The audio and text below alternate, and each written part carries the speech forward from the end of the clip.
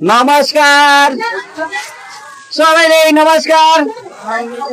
ल अब हामी त्यही अस्मिता प्रकाशनको कक्षा 12 को चैप्टर 6 फाइनल अकाउंट को पेज नंबर 192 को 193 को 193 को अब कति नंबर तैयार गर्ने हो? 7 को बी नंबर तैयार गर्ने हो। यो भन्दा अगाडिको भिडियोमा हामीले 7 को ए नंबर तैयार गरेको थिए। अब कति नंबर तैयार गर्ने हो? B number. अब ए नंबर तैयार गर्दा हामीले के तैयार गरेको थियो? प्रॉफिट एंड लॉस अकाउंट, प्यार एंड लॉस अकाउंट तैयार गरेको थियो हैन। अब के तैयार गर्ने?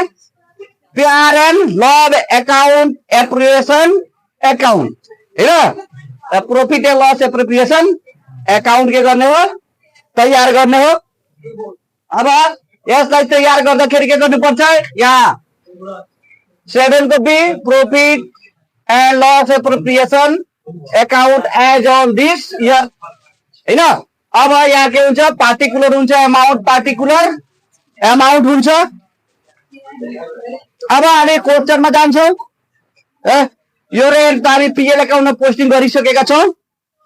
त्यो एडमिनिस्ट्रेटिभ एक्सपेन्स पनि यसमा आउँदैन, इन्ट्रेस्ट एक्सपेन्स आउँदैन, डेप्टर फिक्स्ड क्याश, अब त्यसपछि selling expense, provision for bad debt. अब यहाँ के आउँछ? Profit and loss appropriation account. यहाँ के लेख्ने? By profit and loss appropriation account विधि कति हजार दिएको छ? 34,000 दिएको छ। 34,000। अनि हामी प्रॉफिट एन्ड लॉस अकाउंट तैयार गर्दा, प्रॉफिट एन्ड लॉस अकाउंट तैयार गर्दा नेट प्रॉफिट कति आएको थियो? 59,000 आएको थियो। 59,000 नेट प्रॉफिट आएमा प्रॉफिट एंड लॉस अकाउंट को नेट प्रॉफिट लाई हामी के गर्छौं? Profit and loss appropriation account को सीआर साइड में पोस्टिङ गर्छौं र प्रॉफिट एंड लॉस अकाउंट को यदि नेट लॉस आएको छ भने त्यसलाई के गर्छौं? Profit and loss appropriation account को डेबिट में पोस्टिङ गर्छौं। हामीले अब यहाँ के गर्नुपर्छ? बाई नेट प्रॉफिट विधि कति हजार आएको थियो? 59,000। अब यो लेजरबाट आउने शीर्षकहरु यसमा हामी के गरिदियो? पोस्टिङ गरिदियो। नेट प्रॉफिट को पनि हामीले के गरिदियो? पोस्टिङ गरिदियो। अब के हेर्नु पर्यो? एडिशनल इन्फर्मेसन हेर्नु पर्यो। अब एडिशनल इन्फर्मेसन बाई डेट दिएको छ, यो प्रॉफिट एन्ड लॉस अकाउंट सँग सम्बन्धित थियो।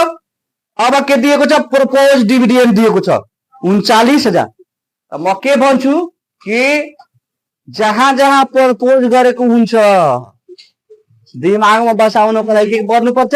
जहाँ जहाँ प्रपोज गरेको हुन्छ, जुन जुन शीर्षकमा प्रपोज गरेको हुन्छ त्यो प्रपोजलाई कहाँ राख्नुपर्छ? प्रॉफिट एन्ड लॉस एप्रोप्रिएशन अकाउन्टमा राख्नुपर्छ हैन। कुन साइडमा? डेबिट साइडमा राख्नुपर्छ। यहाँ के गर्ने? टु प्रोपोजेड डिभिडेन्ड कति दिएको छ? 39,000 दिएको छ। 39,000 दिएको छ हैन। अब अरु शीर्षक यो जुन प्रोपोज डिभिडेन्ड दिएको छ, यो प्रोपोज डिभिडेन्ड को अमाउन्ट दिएको छ 39,000। तर कहिले काहीँ के गर्छ? यो जुन प्रोपोज डिभिडेन्ड दिएको हुन्छ त्यो पर्सेन्टेजमा दिएको हुन्छ, प्रतिशतमा दिएको हुन्छ। अनि के भनेको त? Propose dividend 10% on share capital हैन। त्यो क्यापिटलबाट 30% के गर्नुपर्छ? जति प्रतिशत दिएको हुन्छ त्यो काटेर प्रॉफिट एन्ड लॉस एप्रोप्रिएशन अकाउन्टमा के गर्नुपर्छ? डेबिटमा पोस्टिङ गर्नुपर्छ र ब्यालेन्स शीटको लायबिलिटी साइडमा पोस्टिङ गर्नुपर्छ। अब हामी के गर्नु पर्यो? यसको ब्यालेन्सिङ गर्नु पर्यो। यो 34,000 र 59,000 कति हजार हुन्छ? 93,000 हुन्छ। अनि यो साइडको कति छ? 39,000 छ। दुवै साइडमा कुन बढी छ? 93,000 बढी छ।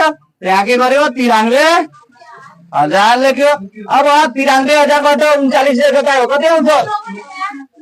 54,000 आउँछ।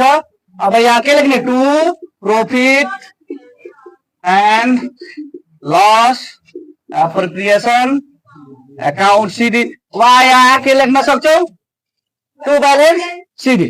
अब यो जुन हाम्रो 54,000 profit and loss appropriation account आयो बैलेंस तयार गर्दाखेरि के गर्नुपर्छ यसलाई लायबिलिटी पोस्टिङ गर्नुपर्छ। तर यही बैलेंस यदि कुन साइडमा आउँछ क्रेडिट साइडमा आउँछ भने त्यसलाई के गर्नुपर्छ बैलेंस शीटको एसएसमा पोस्टिङ गर्नुपर्छ। This much for today. फेरि अर्को भिडियो लिएर आउँछु, तबसम्मको लागि बिदा चाहन्छु।